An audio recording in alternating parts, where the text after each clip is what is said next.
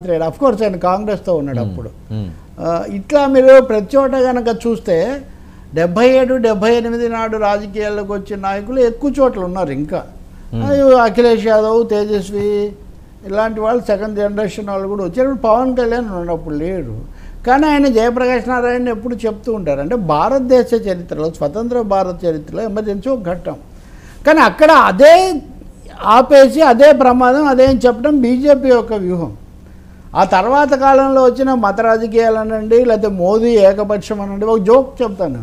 ఈ జోక్ నేను చెప్పింది కదా, రామ్ మాధవ్ చెప్పింది. బీజేపీ ప్రధాన కార్యదర్శిగా కూడా పనిచేస్తాడు. ఆయన ఏమన్నాడంటే, మోదీ గారి ముచ్చట మొత్తాన్ని నెరవేరింది. గతసారి లోక్సభ ముగిసేటప్పుడు మాట్లాడుతూ అంతా బాగానే ఉంది, కానీ ప్రతిపక్షం లేకపోవడమే నాకు చాలా లోపంగా ఉంది. ఐఎమ్ మిస్సింగ్ ది అపోజిషన్ అని ఆయన కొంచెం ఒక చమక్కేసాడు. ఇప్పుడు కావాల్సినంత ప్రతిపక్షం ఉంది ఆయన. కానీ రామ్ మాధవ్ ఒక చిన్న ఝలక్కేసాడు. ఇంకో మాట అన్నాడు అప్పుడు. ఏమని అంటే, Congress will be in the gallery in the next Lok Sabha అన్నాడు. వచ్చే లోక్సభ నాటికి కాంగ్రెస్ పార్టీ గ్యాలరీలో నుంచి చూడాల్సిన పరిస్థితిలో ఉంటుందని మోదీ గారు అన్నారు. అంటే ఆ ప్రతిపక్షాన్ని అంత అపహాస్యం చేశాడు. రామ్ మాధవ్ చెప్పిన మూడో మాట చెప్తున్నా, వాళ్ళ పార్టీ కాబట్టి. ఏమన్నారంటే, మోదీ ఏకపక్షంగా ఉంటారు, మిశ్రమ ప్రభుత్వాన్ని నడపగలరా లేదా అని చాలామందికి సందేహాలు ఉన్నాయి. He can certainly manage NDA alliance, but can he manage India opposition అనేది ఇక్కడ ప్రశ్న. సో కూటమిని మేనేజ్ చేయడం సమస్య కాదు, ప్రతిపక్షాన్ని మేనేజ్ చేయడం తప్పకుండా చాలా దుమారం జరుగుతుంది, ఘర్షణాత్మకంగా ఉంటుంది. ఈ క్రమంలో సమస్యలు కూడా ముందుకు వచ్చే అవకాశం ఎక్కువగా ఉంటుంది. ఇప్పుడు కేజ్రీవాల్ని అరెస్ట్ చేశారనుకోండి, కేజ్రీవాల్కు బెయిల్ ఇప్పుడు ఇంకా వచ్చిందో లేదో తెలియదు, లేటెస్ట్ అప్డేట్స్ ఏమైనా ఉన్నాయో నాకు తెలీదు.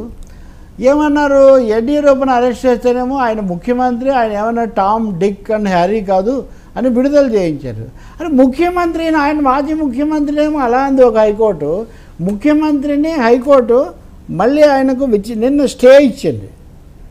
స్టే ఇవ్వడం ఏంటి, స్టే ఇచ్చి ఉత్తర్వు ఇచ్చిందా, తీర్పు ఇవ్వలేరు. నిన్న సుప్రీంకోర్టు ఏమన్నారంటే, మనోజ్ మిశ్రా ఆయన న్యాయమూర్తి, జస్టిస్, అసలు బెయిల్ లాంటి విషయంలో స్టే ఇచ్చి ఉత్తర్వు ఇవ్వడం చాలా అసాధారణం, కానీ నేనేం చేయను, వాళ్ళని ఈరోజు తీర్పు రాసి ఇవ్వండి, తర్వాత నేను చెప్తాను అన్నాడు. అంటే న్యాయ వ్యవస్థలోనే ఈ పరిస్థితి ఉంది.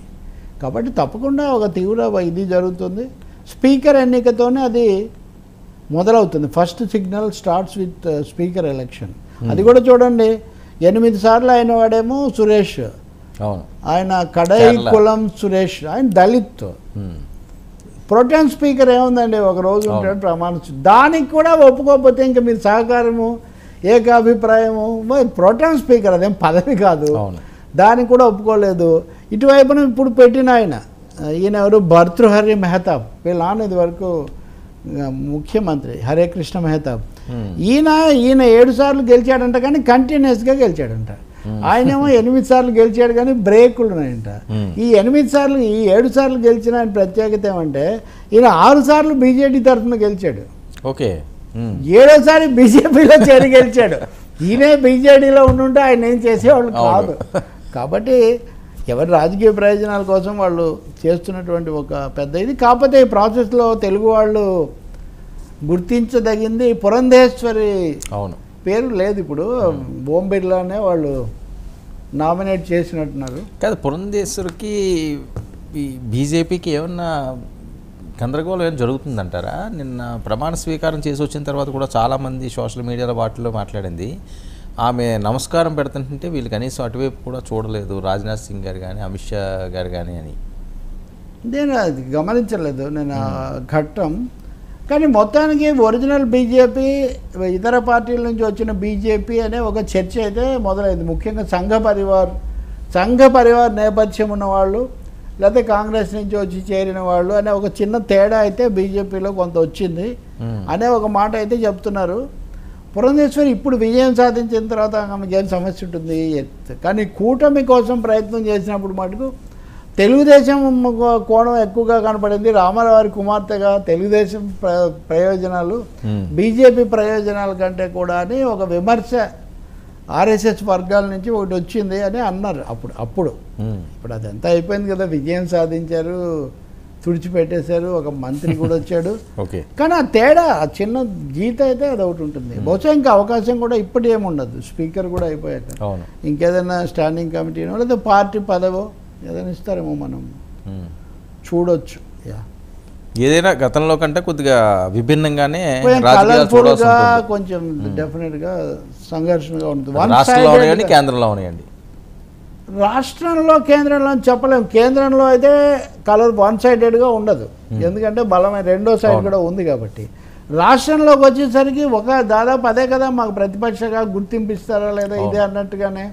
అంటే వీళ్ళ ముందున్న టాస్కులు చాలా ఎక్కువ కదా సార్, చాలా ఎక్కువ. రాష్ట్రంలో ఎక్కువ మంది ఏమన్నారంటే మరి ఇన్ని స్థానాలు వచ్చేసరికి అసలు వాళ్ళే ఉక్కిరి బిక్కిరి అయ్యేటట్టుగా ఉంది, కాబట్టి దీని పర్యవసానాలు ఎలా ఉంటాయో అనే ఒక ఆలోచన కూడా ఉంది.